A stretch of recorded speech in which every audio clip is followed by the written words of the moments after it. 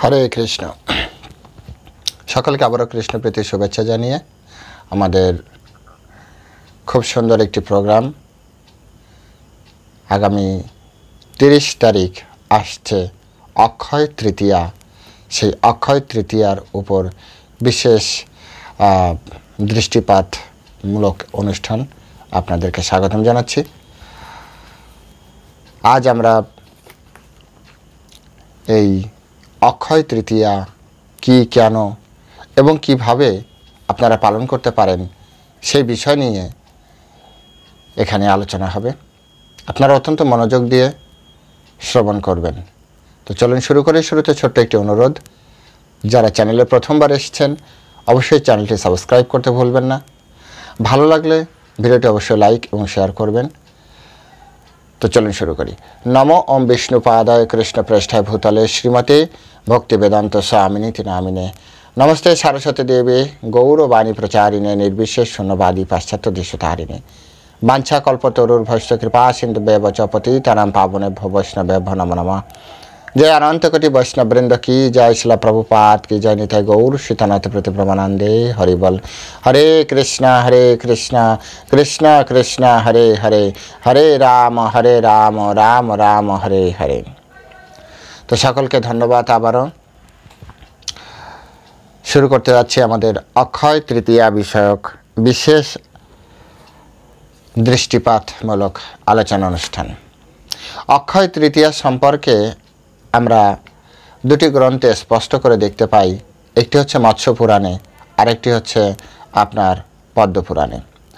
মৎস্য পুরাণ থেকে আমরা দেখতে পাই যে ভগবান শ্রীহরি এই বৈশাখ মাসের শুক্লা তৃতীয়াতে জবের সৃষ্টি করেন এবং সত্য যুগের তিনি বিধান করেন এই বৈশাখ মাসের শুক্লা তৃতীয়া থেকে।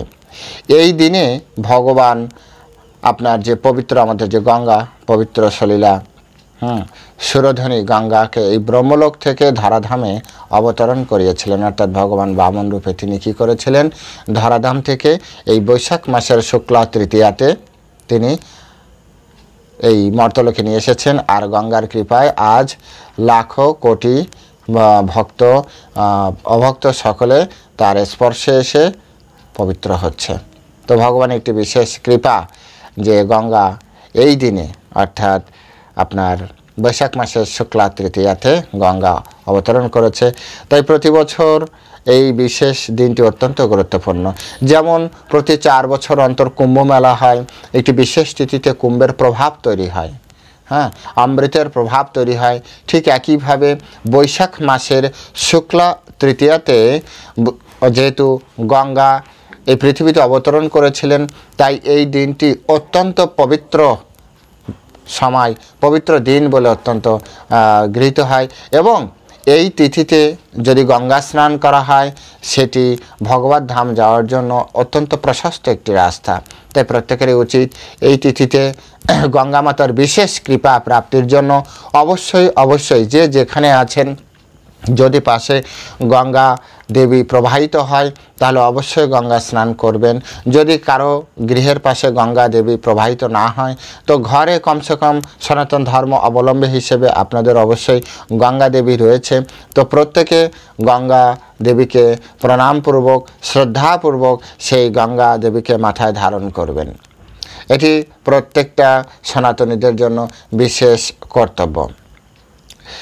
তারপরে এই এই তিথিটা অক্ষয় তৃতীয়া নামে আখ্যাত। অক্ষয়, আপনি যা করবেন সেটা অক্ষত থাকবে, কখনোই ক্ষয় হবে না।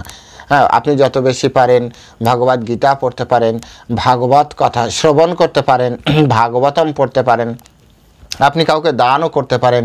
এই অক্ষয় তৃতীয়াতে গীতা দান করা অত্যন্ত প্রশস্ত, কারণ গীতা দান সবথেকে মহৎদান।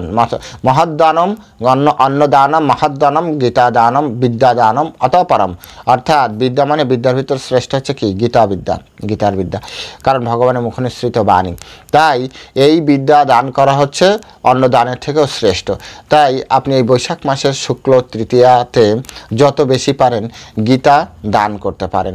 যদি মনে করেন যে আমাদের মাধ্যমেও দান করতে চান তাহলে আমাদের সাথে যোগাযোগ করবেন, আমরা আপনাদের আপনাদেরকে আমাদের ডিপার্টমেন্টের পক্ষ থেকে যে অ্যাকাউন্ট নাম্বার আছে স্ক্রিনে, সেই অ্যাকাউন্ট নাম্বার পাঠিয়ে দেবো। অনলাইনে আপনারা আপনাদের অবশ্যই নাম এবং গোত্র সহ দেবেন, কারণ গোত্র ছাড়া আপনার নামে পূজা দেওয়া সম্ভব হবে না। আমাদের ডিপার্টমেন্ট থেকে এই সুযোগ প্রদান করে। যারা গীতা দান করে তাদের নামে একটি করে পূজা আমাদের মহারাজ দেয়, আর বিশেষ প্রতি একাদশী তিথিতে তাদের নামে পূজা হতে থাকে। তাই অবশ্যই গোত্র পাঠাবেন যদি গীতা দানের ইচ্ছা থাকে। গীতা দান যারা করতে চান, আমার হোয়াটসঅ্যাপ নাম্বার তো এখানে দেওয়াই থাকে, এই নাম্বারটাই হোয়াটসঅ্যাপ আছে। যারা লিখবেন যে গীতা দান করতে চান, আমি আপনাদের কাছে কিউআর কোড পাঠিয়ে দেবো আমাদের ডিপার্টমেন্টের, ব্যাস।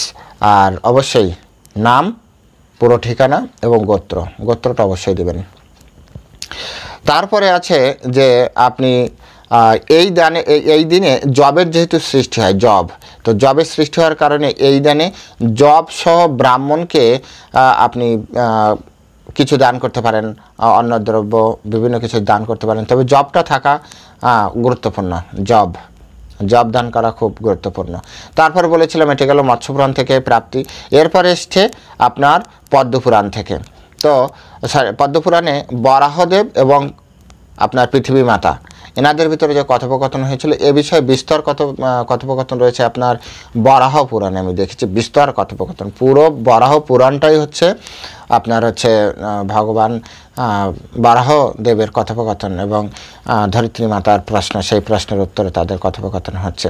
তো সেখানে বলা হচ্ছে যে বৈশাখী শুক্লা তৃতীয়াতে এই তিথিতে সত্যযুগের উদয় হয়। একই কথা বলা হচ্ছে, সত্যযুগের উদয় হয় এবং সেই দিন থেকেই ত্রিবেদের প্রতিপালন ধর্মের প্রবর্তন হয়। ত্রিবেদের অর্থাৎ ঋক, সাম, যজুর, হ্যাঁ, এই যে এই বেদ অনুযায়ী জীবন পরিচালিত হতে থাকে। তারপরে এই তিথিতে গঙ্গা স্নান, বৈষ্ণবকে দান বলা হচ্ছে। কি করণীয় ভালো করে বুঝতে হবে। সেখানে পদ্মপুরাণে বলা হচ্ছে যে এই তিথিতে আপনি কি করবেন। তো বলছে প্রথমে বলা হচ্ছে যে গঙ্গা স্নান। মৎস্যপুরাণে যেভাবে বলা হয়েছে যে এই দিনে গঙ্গা দেবীকে পৃথিবীতে আনয়ন করা হয়, বা পদ্মপুরাণে এসে বলছে এই দিনে গঙ্গা স্নান, তার মানে কি একই, প্যারালাল, হ্যাঁ, সেম টু সেম কথা। তো এই দিনে অবশ্যই প্রত্যেক ব্যক্তির গঙ্গা স্নান, কারণ এই গঙ্গা স্নান কিন্তু অক্ষয় হয়ে থাকবে। গঙ্গা স্নান করতে হবে। বৈষ্ণবকে দান যত বেশি পারেন এই দিনে বৈষ্ণবকে দান করুন। বৈষ্ণবকে দান করলে ভগবান সব থেকে বেশি খুশি হয়। তাই শুদ্ধ বৈষ্ণব যারা আছেন অবশ্যই তাদেরকে দান করুন। তারপরে ভগবানের পূজা করুন। এই দিনে ভগবানের পূজা করুন, যত বেশি পারেন ভগবানের পূজা করেন। হ্যাঁ, সারাটা দিন আপনি একটা দিন প্রয়োজনে ছুটি নিন, এখন থেকে আপনি প্ল্যান করুন। হ্যাঁ, প্ল্যান করে আপনি ওই দিনটা পুরোটাই ছুটি নিন। ছুটি নিয়ে আপনি কি করুন, ভগবানের ওই দিন পারমার্থিক কাজে ব্যবহার করুন, কারণ ওটি অক্ষয় হয়ে থাকবে। তো ভগবানের পূজা অর্চনা করা যেতে পারে। তারপরে কি জপ আপনি যত বেশি জপ করতে পারেন, অন্যান্য দিনের থেকে একটু অধিক থেকে অধিক মাত্রায় জপ করুন যারা জপ করেন। এরপরে রয়েছে শ্রাদ্ধ ও পিতৃতর্পণ প্রভৃতি। যদি কারো শ্রাদ্ধের টাইমিং ওই সময় থাকে তো আপনি ওই সময় করতে পারেন। এছাড়া আপনার পিতৃতর্পণ আদি আপনি পিতৃদেবের উদ্দেশ্যে কিছু তর্পণ করতে পারেন ব্রাহ্মণদের দ্বারা। অবশ্যই ব্রাহ্মণদের দ্বারা করাবেন। কিছু আমি মাঝে মাঝে ইউটিউবে দেখি ব্রাহ্মণদেরকে বয়কট করা হচ্ছে। এটি সনাতন ধর্মকে নষ্ট করে দেওয়ার একটা নামান্তর মাত্র। সনাতন ধর্মকে ব্রাহ্মণ না থাকলে সনাতন ধর্ম নষ্ট হয়ে যাবে। ব্রাহ্মণ অবশ্য দরকার। হ্যাঁ, এটা করা যেতে পারে যে সত্যিকারের ব্রাহ্মণ কে আছে তাদেরকে খুঁজে কিন্তু ব্রাহ্মণ আপনি ডাইরেক্ট বলতে পারবেন না যে ব্রাহ্মণ ছাড়া কোনো কিছু হবে, ব্রাহ্মণ ছাড়া কোনো কিছু হবে না। ব্রাহ্মণ অবশ্যই দরকার, কিন্তু সাথে সাথে সত্যিকারের ব্রাহ্মণ, গুণসম্পন্ন ব্রাহ্মণ, তাদেরকে খুঁজে বের করতে হবে। কষ্ট হবে, হয়তো রেয়ার কেউ না কেউ আছেন ব্রাহ্মণ থাকবে, ব্রাহ্মণ না থাকলে সমাজ থাকবে না। তাই সত্যিকারের ব্রাহ্মণদের দ্বারা আপনারা অবশ্যই পিতৃতর্পণ ক্রিয়া এগুলি করাতে চেষ্টা করবেন। এটি অক্ষয় তৃতীয়তে করা যেতে পারে। এবং এই তিথি শ্রীহরির পরম প্রীতি উৎপাদক, পরম প্রীতি। পরমেশ্বর ভগবান অত্যন্ত খুশি হন এই তিথিতে আপনি যদি পারমার্থিক কর্ম করেন। সেজন্য প্রত্যেকের জায়গা থেকে যে যেখানে আছেন, যে অবস্থায় আছেন, সেই অবস্থায় আপনার যে পারমার্থিক যে কল্যাণের জন্য যা যা করণীয় আপনি করবেন। আপনার ইষ্টদেবকে ওই দিন একটু বেশি বেশি করে আপনি ভজন করবেন, ইষ্টদেবের জন্য ভজন করবেন। তারপরে এখানে আরও বলা হচ্ছে যে যারা এই তিথিতে সযত্নে জপ দ্বারা শ্রীহরির অর্চনা করেন এবং জপ শ্রাদ্ধ, জপ দান, তারা ধন্যবাদারহ ও বৈষ্ণব বলে পরিগণিত হয়। তারা ধন্যবাদের যোগ্য হন। এবং কাদেরকে? যারা শ্রীহরিকে জপ দ্বারা পূজা করেন, বৈষ্ণবকে জপ দান করেন, হ্যাঁ, শ্রাদ্ধ করেন জপ দ্বারা। যেমন তিল দ্বারা জপ শ্রাদ্ধের কথা আছে, এখানে জপ দ্বারা বলা হচ্ছে, কারণ ওই দিনটা জপের জন্য খুবই গুরুত্বপূর্ণ। তো এইসব বিষয়গুলো খেয়াল রাখতে হবে এবং এগুলো পালন করার যতটা সম্ভব আপনার সামর্থ্য অনুযায়ী। এমন নয় যে আপনি সব কিছু পুঙ্খানুপুঙ্খভাবে করতে পারলে তো খুবই সুন্দর, কিন্তু যদি যতটুকু পারেন ততটুকু আপনি করবেন। না করার থেকে কিছু করা ভালো। যে বলেন আমাদের গ্রাম্য প্রবাদ, নাই মামার থেকে কানা মামা ভালো। তো একেবারে কোনো কিছু না করার থেকে কিছু করা ভালো। যতটুকু আপনার শক্তি, যতটুকু আপনার সামর্থ্যে আছে ততটুকু আপনি করবেন ভগবানের জন্য, পারমার্থিক কল্যাণের জন্য। যদি কিছু না থাকে, ওকে, ঠিক আছে, জব পাচ্ছেন না, জব কেনারও সামর্থ্য নেই, ওকে, ভগবানের নাম করুন। বসে বসে তো হরে কৃষ্ণ মহামন্ত্র কীর্তন তো করা যেতে পারে। বসে বসে আপনার ঘরে গীতা আছে, গীতা তো পড়া যেতে পারে, এটুক তো করা যেতে পারে। অথবা দেখবেন আপনার গ্রামে আশেপাশে লোকালয়ে কোথাও না কোথাও হরিকথা হচ্ছে। আপনি যদি কিছু না, আমি পড়তে পারি না, আমার ঘরে কিছু নেই, ঠিক আছে, যেখানে হরিকথা হচ্ছে সেখানে তো কষ্ট করে যেতে পারেন। আমি যেতেও পারছি না, আমার শরীর খারাপ, আমি পড়তেও পারি না, তো ঠিক আছে, মনে মনে তো চিন্তা করতে পারেন।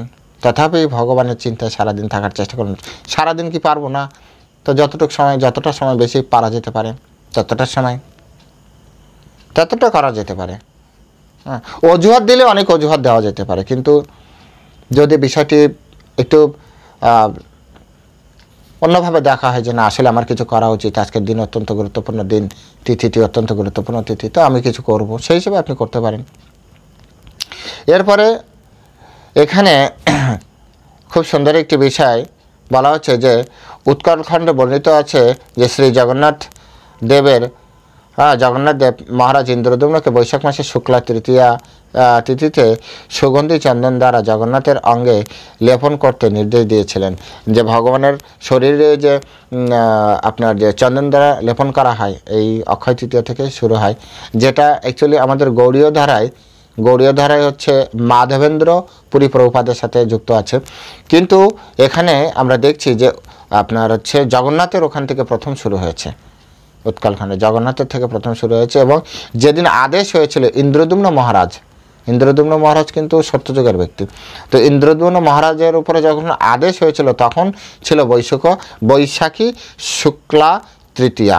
হ্যাঁ, এই তৃতীয়া।